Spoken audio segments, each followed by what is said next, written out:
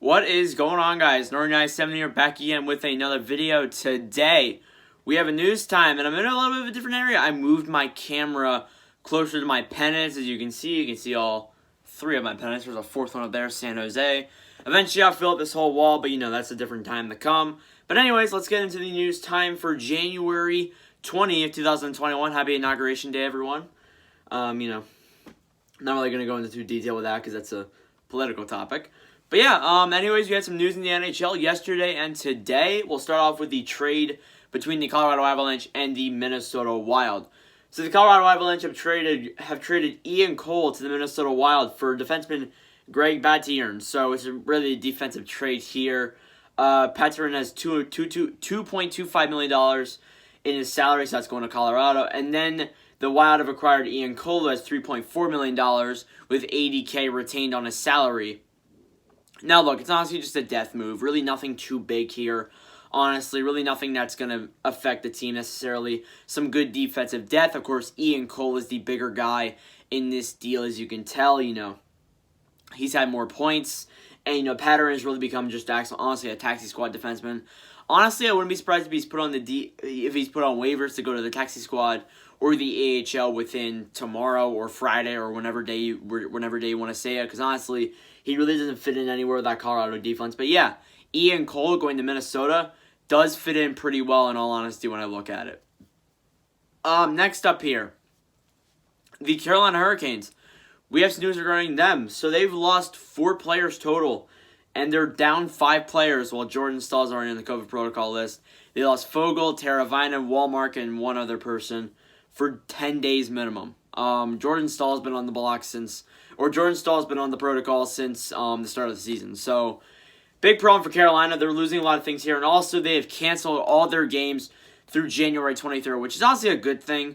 To be honest, I know it sucks for Hurricanes fans, but it's honestly a good thing in the long term because you can get some of these guys recovered. Hopefully, Jordan Stahl may be back by the time that's done, but the rest of the guys still have to quarantine and all that stuff. So yeah, everything with that. Honestly, not the first time we saw this. We saw this happen with Dallas, and that's not going to be the last time we're going to see this either because, honestly, it's going to happen to almost every team. I think that's bottom line. Every team's going to get a positive test. I think I could say Philadelphia has one, Arizona had one, Winnipeg had one, Toronto had one. All these guys have COVID protocol tests. It's going to happen to every team. It's not going to be like the bubble. It's not going to be like the bubble where we only have where we have no tests. And it's already proven that, too. And it's not going to be like the MLB either. I don't think we're going to have as much as the MLB did, but we're going to have a pretty significant amount of COVID tests. So it wouldn't be the last time we're going to see a cancellation to games, so do not be surprised there.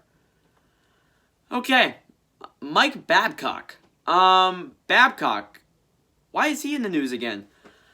I read an article, Pierre LeBrun, he went into an interview with Mike Babcock and was saying stuff to him about, his coaching future and whether he's going to coach again or not.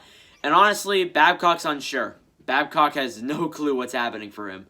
And honestly, I have no clue what's happening for him either. He said if he's going to go in there, it's going to have to be a right fit. But after everything with the allegations happening nearly a year ago, are we really going to see that happen? Honest question.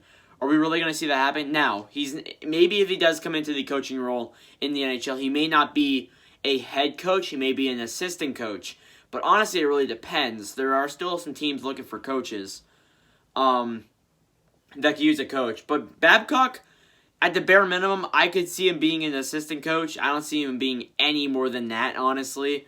I think his days as a head coach, at least, are over. If not, his days as a coach are entirely over. So, any team can take their opinion on that and take that what you will. But yeah, I think that Babcock's head coaching career is over, but his assistant coaching may not be over. It's really just an honest-to-God prediction, to be honest with you. Anyways, the Dallas Stars have placed, this is the only waiver placement for today. The Dallas Stars have placed defenseman Julius Honka on waivers, so defense are just getting thrown around the NHL like crazy. And honestly, I'm not surprised. So Julius Honka, a good Dallas Stars defenseman, probably going to the taxi squad. I expect him to clear, really nothing else to go with that. I mean, it's really, in all honesty, Honka has not shown that big of a role with the NHL over the past couple of years. So, I don't expect anything to be too big with that. Okay, now we have some nerdy things here. We have game predictions and milestone trackers. Yes, I have milestone trackers set up here. So now you can see anything that's close. So yeah, game predictions. Edmonton versus Toronto. I say that's going to be Toronto. Toronto's been playing very well over the past few games, and I think they're going to carry that energy to here. In Edmonton, honestly, they need something. They need a goaltender. They got Eric Comrie robbed off of them. They got Aaron Dell robbed off of them. They're getting goaltenders robbed off of them. They need to find a brand new goaltender. And that's them with Buffalo, too. I may make an extensive video in the next couple of days talking about the goaltending issue between those two teams, because they're both fairly similar, honestly. San Jose versus St. Louis. I expected St. Louis to win that game. St. Louis has been playing well lately. Ignore the 8-0 rout. But yeah, San Jose, been playing not horrible. But yeah, they came in the stint with Arizona, didn't play well. They lost against St. Louis. I expect St. Louis to win that game. Minnesota and Anaheim. I expect Minnesota, although I wouldn't sleep on Anaheim. Anaheim hasn't been playing too bad the games I've seen them play. And, I mean, they played good against Vegas. Well, one of the games they played good against Vegas. And then it's really honestly just a coin toss. Anaheim shut out Minnesota in their last game, 1-0. So I think that Minnesota will pull out the dub, but, I wouldn't sleep on Anaheim here, honestly. Montreal versus Vancouver. I'm going to go Montreal. Montreal's been carrying a lot of energy, a lot of scoring depth, a lot of great defense. And I may be overreacting here, but they're looking like a decent cup contender. I mean, it is pretty early, but, hate on what you will. But, yeah, Vancouver also needs to get back into the stint. They brought back Jordy Ben. Shatfield's going to make his debut tonight. We're going to see a lot of things go down in Vancouver tonight. Arizona versus Vegas. I would probably say Vegas, but don't sleep on Arizona either. As a Coyotes fan, I never thought I'd say that. But Arizona, honestly, has been playing bad the past 3 games. They lost against Vegas, but they were up in that game, so they kind of blew it. And then they lost in the shootout against San Jose one game, and then they beat San Jose one game. Honestly, it ain't looking too bad for Arizona right now when you look at it in the long term. But yes, they definitely need to work on things. OEL's out with an injury that hurts the defense. But yeah, I think Vegas will win this game. Vegas has been playing really well lately. Milestone trackers. So I separated this by team. Who's the closest to a milestone team record-wise? Who's the closest to a milestone skater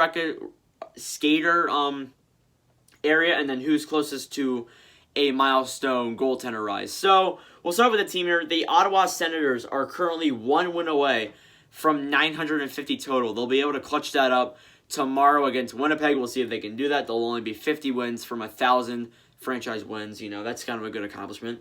Corey Perry is currently 3 points away from 800 total points. Honestly, not that bad there either.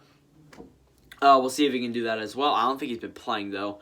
Carey Price, as well as that, is 1 win away from 350 career wins. We'll see if he can clutch that up tonight against Vancouver. So, yeah, that is the news time for January 20th, 2021. Hope you all enjoyed. Thank you all for watching. If you enjoyed, please do make sure to like the subscribe button and check out my links below. I also have all my new stuff in there. Check out the TikTok and the Instagram as well. We're really trying to carry this official YouTube stuff to a big part of YouTube. So yeah, thank you all for watching the Constant Sporting YouTube channel as of late. And I'll see you guys tomorrow.